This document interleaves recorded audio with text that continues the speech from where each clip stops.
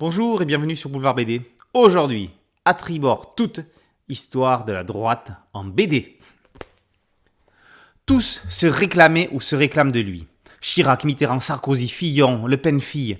Seul Emmanuel Macron semble négliger la référence. Le général de Gaulle est la figure de proue de la droite française. Mais c'est bien des années avant son avènement que remontent Jean-Yves Le Naour et Marco dans leur histoire de la droite en BD. L'ouvrage commence par une sentence démontrée.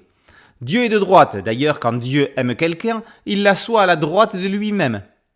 Mais comme Jésus est de gauche, ça a tout de suite été la pagaille au paradis. D'autant plus que lorsque les philosophes des Lumières ont apporté leur grain de sel, le pouvoir religieux fut remis en question. C'est donc en la personne de l'anti-lumière Giambattista Vico, dès 1725, que l'on trouvera les premières réflexions d'une pensée de droite. L'égalité est une chimère, les droits naturels de l'individu, cela n'existe pas.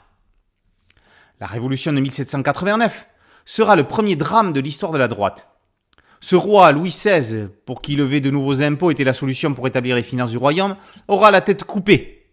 Avec Napoléon, la droite se trouvera rapidement un nouveau fer de lance. Retour au pouvoir personnel et fondation d'une nouvelle droite autoritaire et populaire à la fois.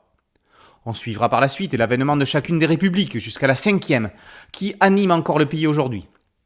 200 ans de disputes et d'alternance, avec ses coups d'État, ses scandales et ses élections. Un trafic de décoration par le député Daniel Wilson, gendre du président Jules Grévy, ou la plus célèbre affaire Dreyfus, ne sont que des exemples parmi tant d'événements au cœur de la vie politique. Au XXe siècle, ajoutons le nationalisme, idéologie nouvelle d'une droite qui se veut patriote. Puis, ce sont les guerres mondiales et leurs conséquences qui pèseront lourd sur l'échiquier politique français, et international bien sûr, avec l'arrivée au pouvoir du général de Gaulle. Pompidou, Giscard d'Estaing, Chirac, Sarkozy arriveront au pouvoir à droite en alternance avec Mitterrand et Hollande à gauche, sous les yeux d'une extrême droite qui ne cesse de gagner des électeurs pour arriver à l'élection du cambrioleur qui va couper l'omelette, Emmanuel Macron et son hold-up centriste ratissant large, parce que c'est son projet et semant la zizanie dans tous les partis. C'est en analysant le passé que l'on comprend le présent. Tout comme dans le volume précédent, Le Naour, docteur en histoire, est parfois didactique mais sans jamais être ennuyeux.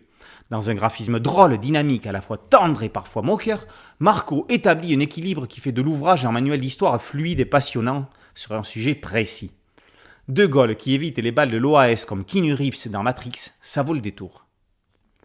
Comme pour le tome de gauche, les pages de garde de l'album sont impressionnantes. Le dessinateur a réalisé une photo de famille des acteurs de l'album, avec 193 personnalités, 38 de plus que dans le volume précédent. De Dieu à Le Pen, une légende les nomme toutes. Il ne manque que Zemmour, apparu trop tard dans le paysage politique, mais que l'on aperçoit cependant en fin d'album. Les auteurs le réservent peut-être pour un à droite de la droite toute. Mieux que la politique pour les nuls, le diptyque à bâbord toute, à tribord toute est une anthologie permettant de comprendre la situation politique française actuelle, mais malheureusement pas de résoudre ses problèmes. À bâbord toute, par Le Naour et Marco, est paru aux éditions Duno. Boulevard BD, c'est un podcast audio et une chaîne YouTube. Merci de liker, de partager et de vous abonner. A très bientôt sur Boulevard BD, ciao.